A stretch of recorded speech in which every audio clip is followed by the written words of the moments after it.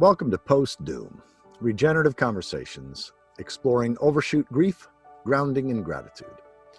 I'm Michael Dowd, your host, and in this conversation, recorded in September 2019, I speak with Larry Rasmussen, who's probably the most esteemed and recognized social ethicist, environmental ethicist within certainly the Protestant tradition.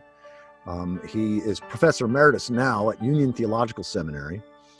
He held the Reinhold Niebuhr Chair in Social Ethics. He's written a number of books. He wrote a book back in 1970s, I think it was 1972, on Dietrich Bonhoeffer, Reality and Resistance, and really showed that Bonhoeffer lived out his faith in a radical way.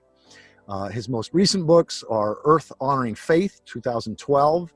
In fact, he has a series of Earth Honoring Faith, or he's had a series of Earth Honoring Faith workshops at Ghost Ranch most years for the last 4 or 5 years, and then Earth Community, Earth Ethics in 1996. And Larry lives in Santa Fe, New Mexico, and I think you'll enjoy this conversation. He's, in terms of Christians who really apply their faith in a pro-future way, there's nobody I hold in higher esteem than Larry.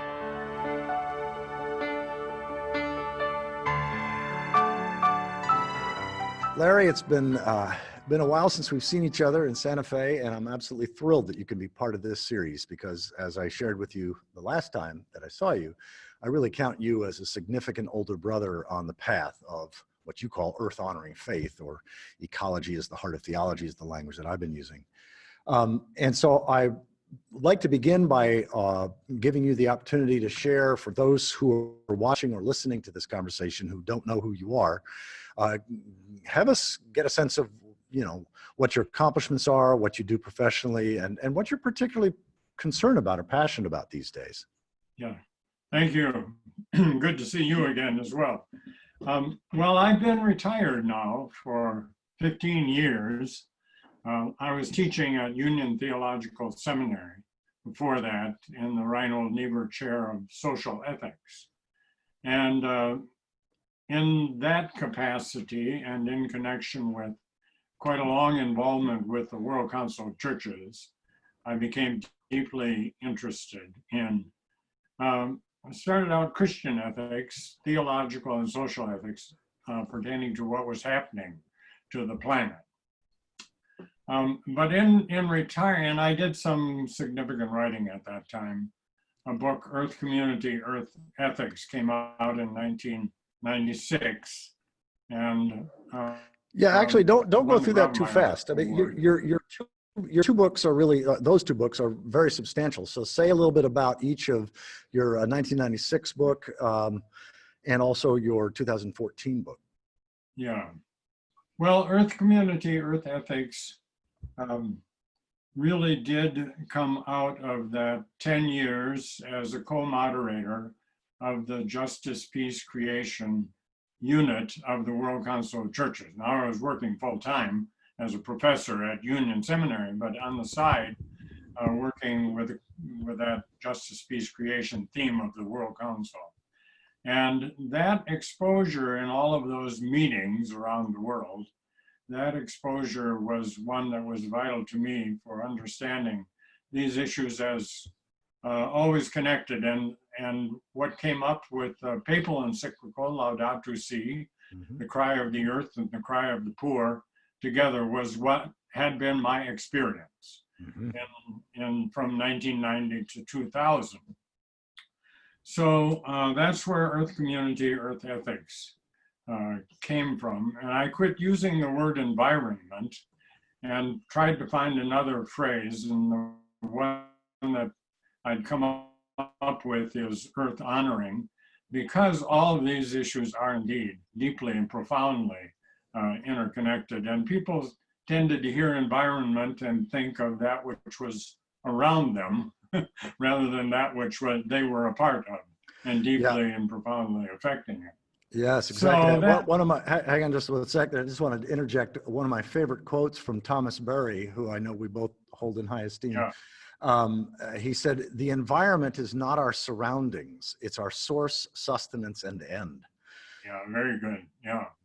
Well, that's it. And you just mentioned Thomas Berry, and in addition to the World Council of Churches engagement, my engagement with Berry was also one of those very significant ones. And I once taught a course on Thomas Berry's thought, tried to convince him at the time to join me, and he was very reticent to be in a course about himself. And I only convinced him to come the first and the last day.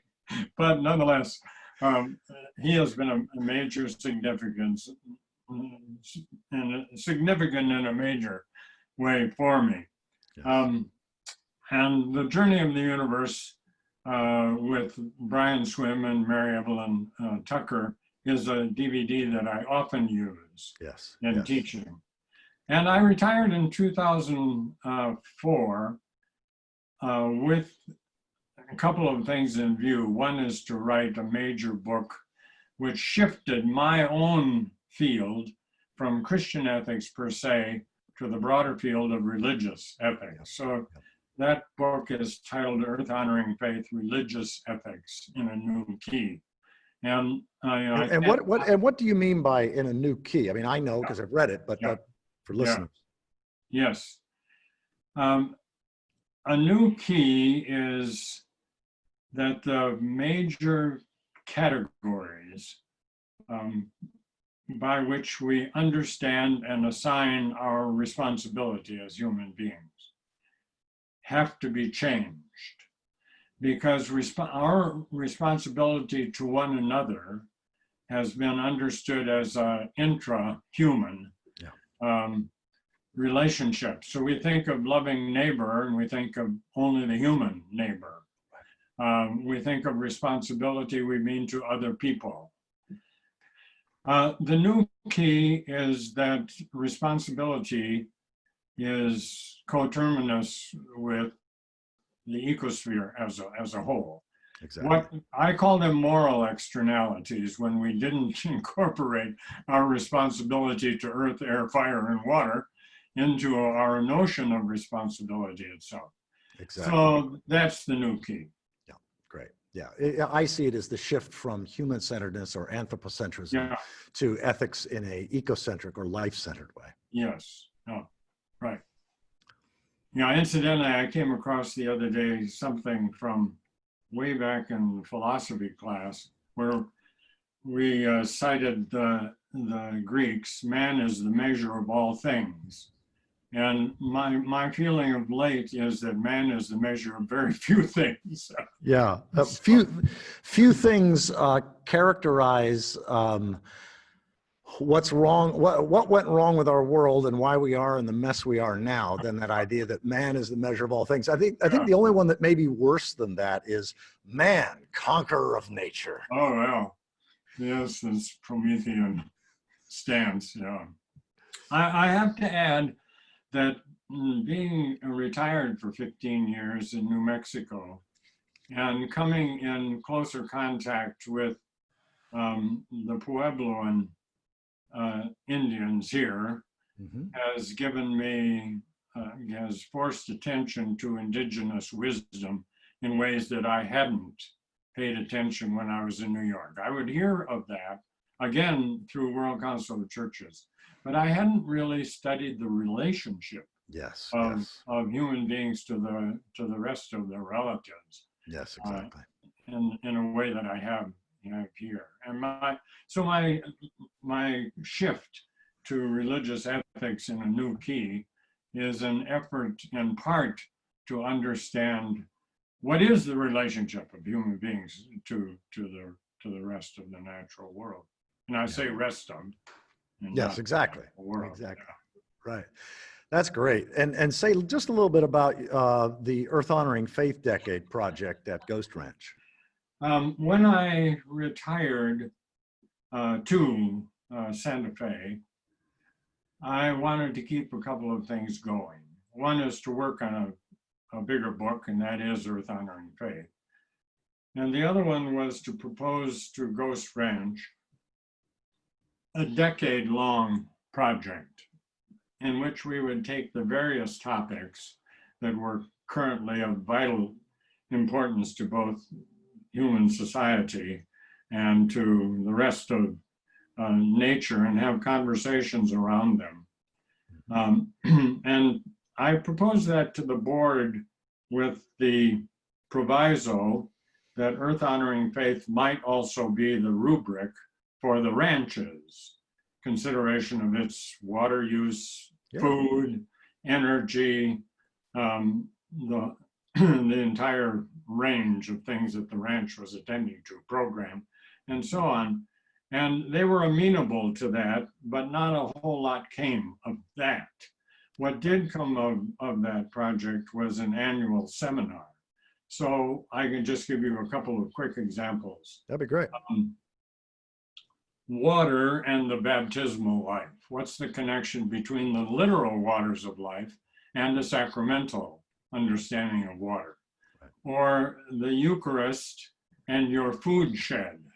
What's the connection between a sacramental understanding of food and practices there, and nutrition, where the food comes from, what's the condition of the land and the workers that produce it? Always trying to move back and forth between a kind of religion and ecology, if you will, with both. And I always tried to get people who were working on these issues. So for water and the baptismal life, got some people who spend all of their time on water issues, whether it's engineering or whatever it is, and then people who are teaching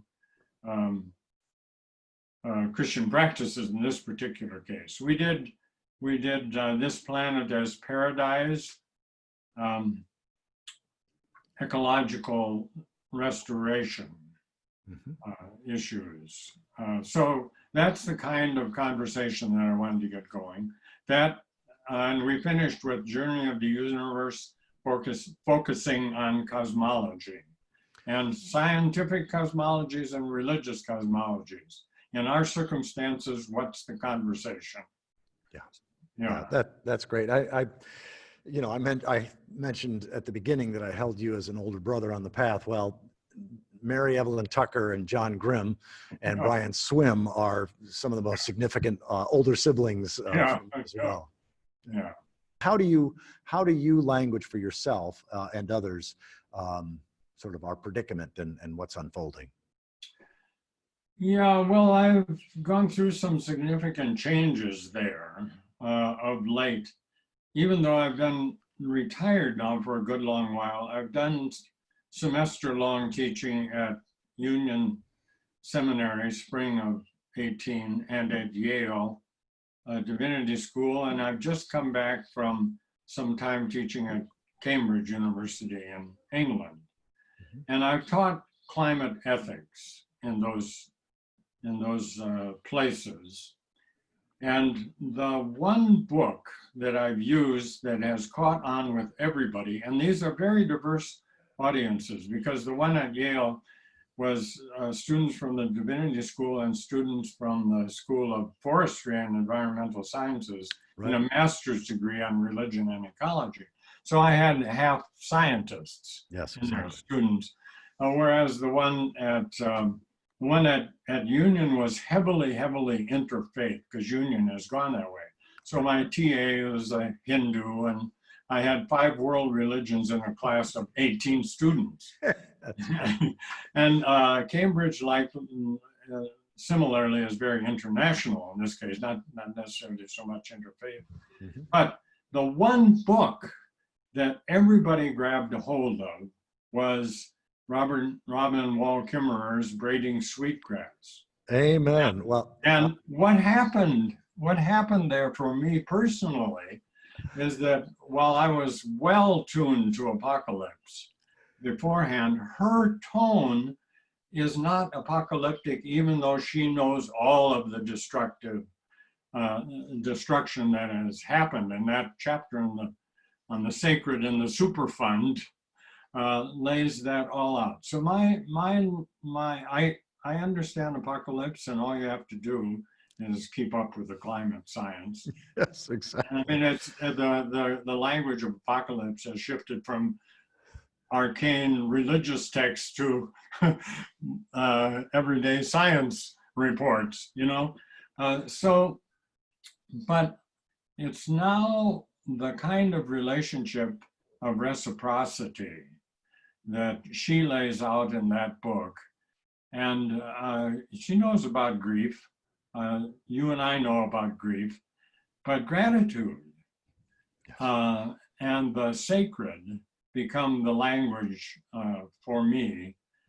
And when I went to Union, having been a Union grad and knowing the propensity of Union students to always be organizing some kind of protest, I was certain that I would be landing in the middle of all kinds of protests against the outrageous things that the Trump administration was doing. And I found very little, and I started asking people, why not? Right. And they all ended up saying in one way or another, because all of our attention is post-Trump, and what we're trying to do right now is plant seeds. Yeah, yeah. So it was, you know, and that was another reason why I think they resonated with braiding sweetgrass, is because they saw that kind of thing happening. So that's been a switch for me from apocalyptic language to language of reciprocity. Yes, exactly. Well, I'm looking at it on my screen. I just pulled this off the internet maybe a week and a half ago. It has this, it's on the inside of the window of a large bookstore. You don't know where it is, but it's some bookstore. And this big sign says, please note, the post-apocalyptic fiction section has been moved to current affairs. That's good. Yeah. Let me add though, Michael, that even though I'm very taken with the book and will continue to be influenced by it,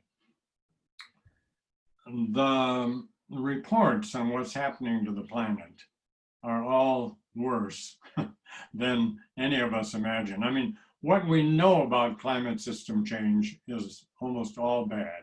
What we don't know is probably worse. I like that. I'll probably steal that language, brother. We preachers do that sort of thing, as you know. I mean, just what you see, yes, exactly. The front edge of things, right, portends something worse. So when I read David Wallace Wells' The Uninhabitable Earth, people have asked me about it, who asked me if they should be reading that. And my response is, yes, you should, but you should not be reading it alone. Amen. Yes. And so I'm not backing off of an assessment of where we are, that because of braiding sweetgrass is change. No, it is not. It's how do we respond amidst the likelihood of collapse on a massive scale. When I've been teaching, I find that people do respond in a knowing way to Thomas Berry's line, planetary well-being is primary, human well-being is derivative. Exactly. It's always been derivative. Exactly. But now, since we're pushing the boundaries, where we don't have any latitude, yes, exactly, any longer, then you need to really figure this out. And it's humbling, because you and I have been immersed within a Christian, albeit liberal and progressive, but nonetheless Christian context, and our tradition hasn't exactly supported a deeply ecological. I mean, obviously there are pockets, sure, yeah, but in the mainstream, in the whole, and certainly fundamentalism hasn't supported a deeply ecological worldview. I've been spending a lot of time with this, with these issues of what are the revisions in the moral world, or our way of thinking about, as I mentioned before, a way of thinking about responsibilities. And I could think myself into a black hole when I look at the ones that we've been traditionally using, and which are so deeply a part of our own exactly, apparatus. But the one that bothered me most was the loss of a serious tradition in ethics, and it's not just Christian ethics, not just religious ethics, but ethics generally, of an ethics of consequences. Now you've got to pay attention to them.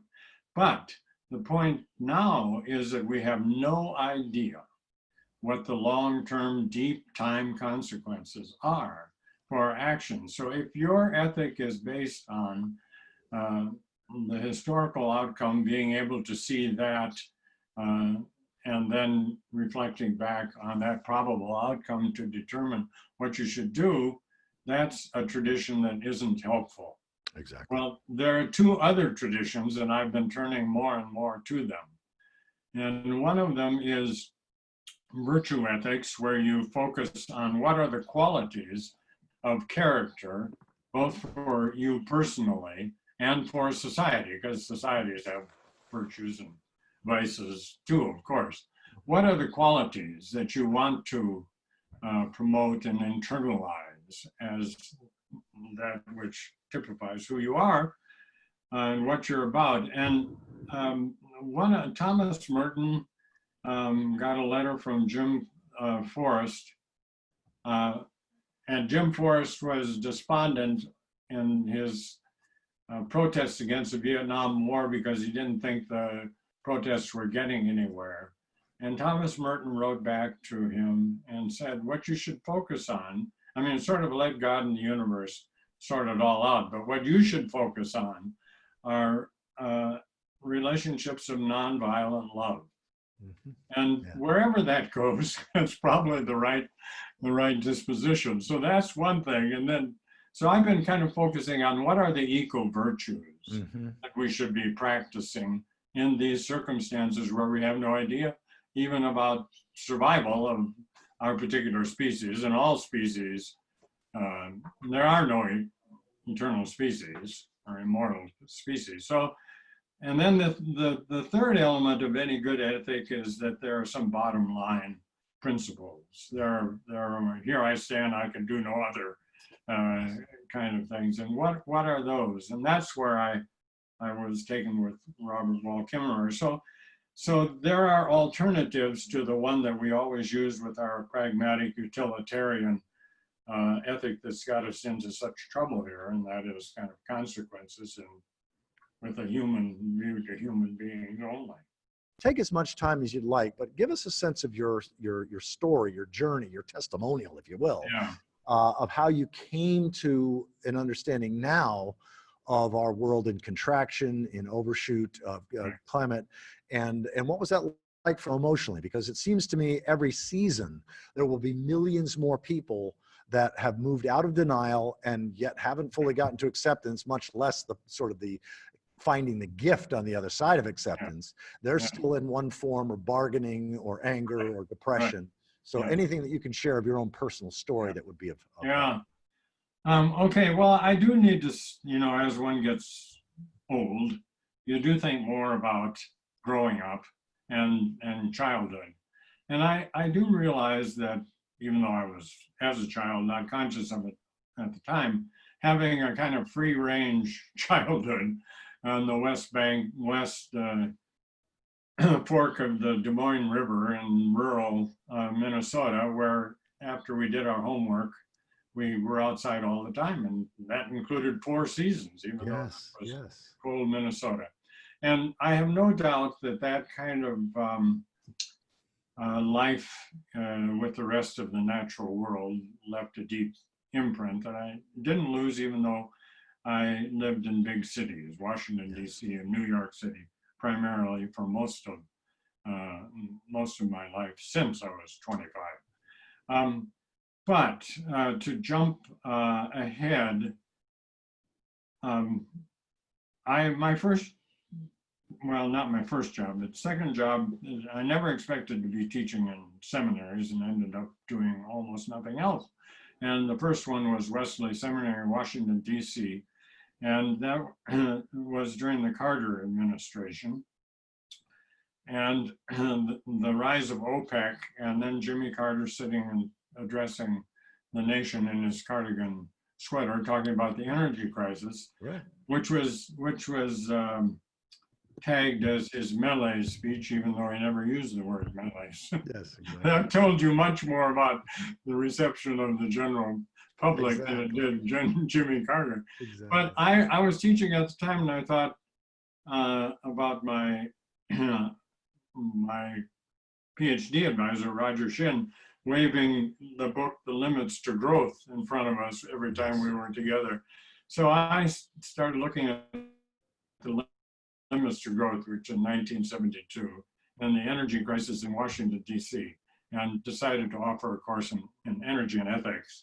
And that was sort of the beginning, and I never left attention to that. I had no idea about what was happening to the planet, other than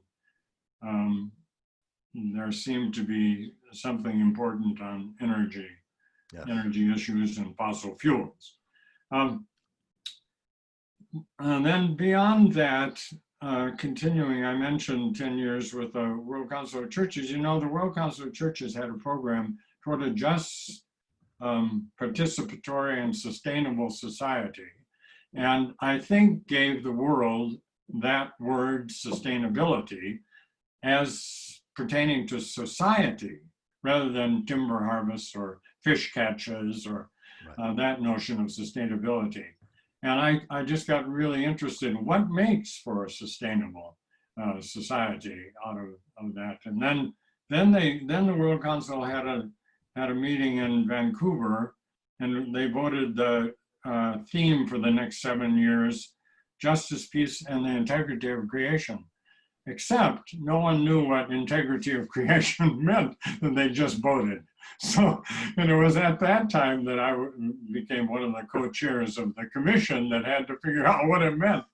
And that delving into integrity of creation put me in touch with what of this kind of profound interconnectedness at levels that we are only slightly aware of at any given time.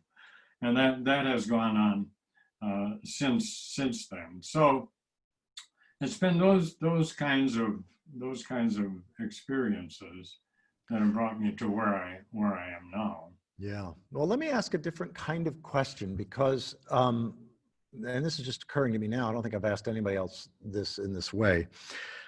How has it been for you in knowing that if you could somehow wave a magic wand and get billions of people to think and feel like you do, or certainly to think and feel in a more ecological, long-term, genuinely sustainable way, that could make a real difference, and yet to see that that's precisely what's not happening at any level and any scale.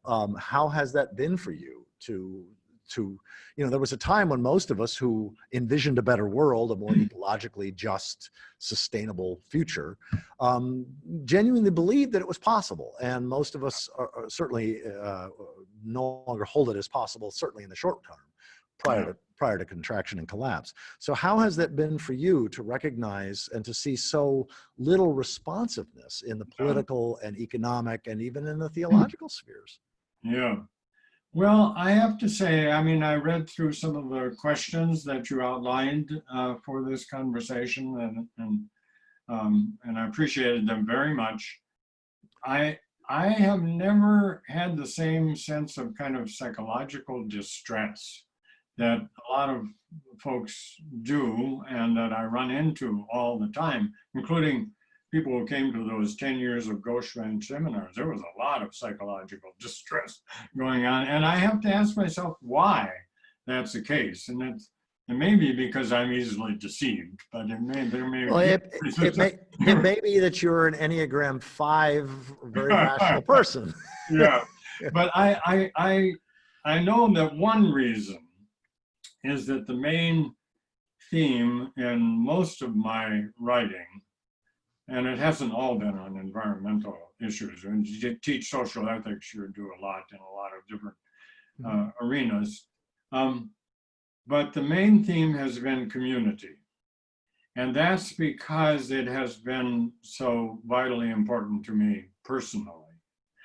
And what I see as such a deficit in so many people's lives is they don't have any experience of close, ongoing community, with the possible exception of their families, and some of those are pretty dysfunctional, but there isn't a cross-section of the neighborhood they live in or the city they live in that meets on a regular basis where intimate connections are formed. And when we lived in Washington, D.C., we were a part of an intentional Christian community that was a mile in diameter, and you needed to live inside that mile so that you could have a common life together. And out of that common life together came your worship, reflection, and so on and so forth. And then likewise, when we moved to New York, we were a part of a congregation that reflected the upper or Morningside Heights, but cross-section, racially, ethnically, class, and so on. Those have been vital communities for me. And I think the reason I have never had, I know something about trauma, but it's thinking about what my grandsons face rather than personal. Yes, exactly. Psychological distress. I think it's because close community has always been the place in which I have focused what actions I've been taking and talked to people about.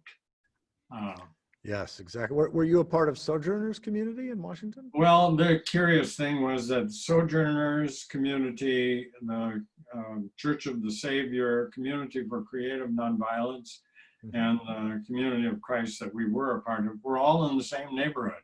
Oh, fascinating. It was a very exciting time and efforts at community. And that, even though I didn't teach those communities, that's behind when I wrote a book called Moral Fragments and Moral Community. It's those communities in that neighborhood and the experience there.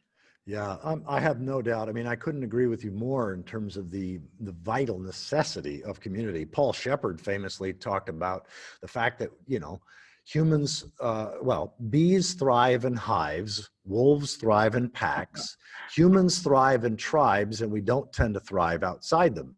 There's certain almost a psychosis when we lack genuine community. And now we don't even have extended families, most people anymore. And I think there's a real consequence. I think there's a real cost to that.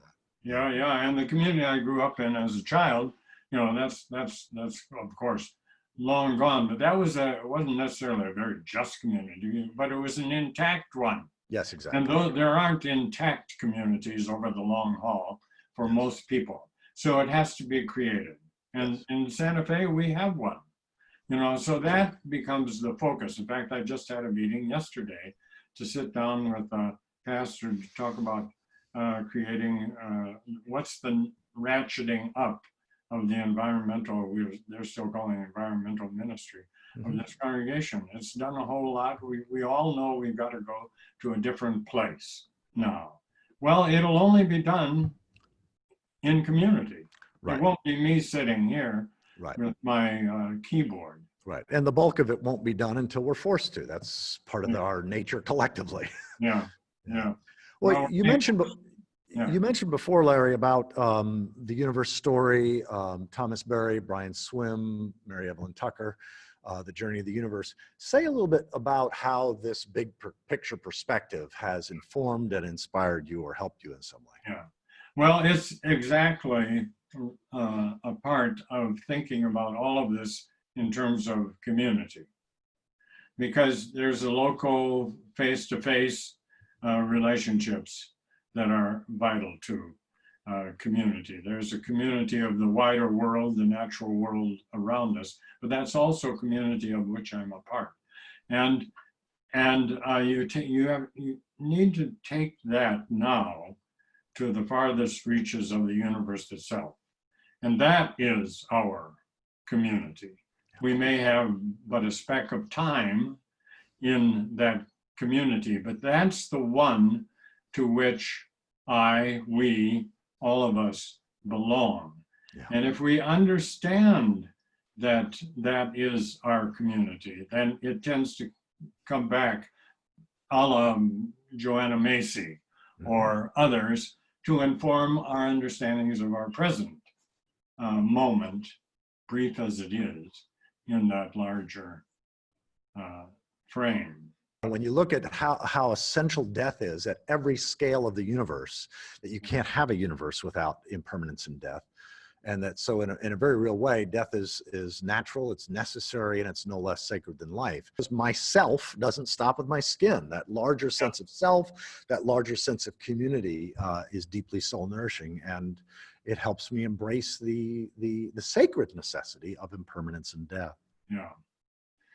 Yes. Well, I'm wrestling with that these days. And my wrestling with the journey of the universe as the framework and the work of Thomas Berry continues to be one in which I embrace it, including the impermanence and death. On the one hand, but find it not strong enough to face the kind of suffering that many communities and many species face. I can't easily do a theodicy of that level of suffering that I know is present in the universe. I mean, read the astrophysicists about all the violence that's going on out there, and yes, it's in some of it has made for life. In fact, I wrote a letter to our older grandchild, and I said, "Dear Eduardo, this is a love letter, but not the usual kind. It's the first one ever written by a grandparent in one geological epoch to a grandchild in another geological epoch." And then I talk about the fact that the apple in his backpack and the calcium in his teeth and the gold, if he ever wears a wedding ring, are all the gift of dead stars, you know, and so stardust to earth dust to who we are as a part of this love letter. Yeah. And that's all fine. But then I think about what his generation and those that come after him are going to be facing. And I find myself wrestling with, Yes, with of course, suffering and death in ways that, at least for me, isn't the consolation isn't sufficiently strong. yes, That this is the way things go. The need to flip the leadership from the elders to the youth. yeah. Where Wow. those of us of my age or your age or 20 years younger than you are there in support of and offering what we can to the leadership that the youth take up. And it's we've had so much time with the post-industrial revolution notion of progress that our leadership is tainted Yes, by all of exactly. that. Now let's hand it over to a generation that has to face the consequences and have their own ideas of what seeds need to be planted. Yeah. Wow. That's a powerful, the way you phrase that really strikes me as fresh and new. I hadn't thought about it quite like that. And yet it's an inspiring vision. You know, I am curious, what's your sense? Let's say this is wildly successful. Yeah. What's your sense of what's no longer possible? In other words, it's already now certain things are inevitable. What's your sense of what's no longer possible, and then what still is possible individually or collectively? Yeah. Well, I don't know. Josh Fox, documentarian, Yeah. had a documentary called "Letting Go of This World and Loving All the Things Climate Cannot Change." Yes, I love that. Yeah. So I've been trying to think of, letting go of this fossil fuel consumerist world and loving all of the things that climate cannot change. And at that point, I don't know, since the human economy, global human economy, and the nature's economy are the things that are at loggerheads with one another. Of course, I'm always interested in concretely figuring out what a different kind of economy is, what that looks like at the farmer's market or wherever people are working at that locally. But I also want to recognized that beauty is its own kind of resistance. And to be a part of the creation of beauty, and whether it's in music or in the fine arts or wherever it is, or just play together, to be doing that. And the cultivation of wonder. That isn't just from Thomas Berry, that's from a lot of other sources as well. But in this letter to my grandson, I say, what I most want for you and now your little brother, is that you lose yourself in the kaleidoscope of creation in a way that nurtures wonder in your life. So there are these things that climate cannot change. I mean, will have an impact, but Yes, to cultivate wonder, to cultivate beauty, to basically live the deep values that we hold. And when I talk with people about this and ask them what do they most value that they want to pass on, then it comes to something like that. They don't say any longer, well, I hope the grandkids are richer than we were. Yeah, exactly. Not rich and richer in that sense. I mean, richer Yes. in other senses. Yes, exactly. Wealthy in all the things that money can't buy. Yeah. Yeah. Yeah. Yeah. Well, Larry, this is fabulous. I just thank you so much for taking the time to have this conversation. Obviously, the next time that we're in the Santa Fe area, I'll reach out to you. If you're around, we'll get together. And thanks for taking on this project, Michael. Yeah, no, you're welcome. It's something I can't not do. It's just something that I have so much passion for. So Yeah, good. Okay. Thanks, Larry. Take care. You too. Bye-bye. Bye-bye. For more information about this project, go to postdoom.com.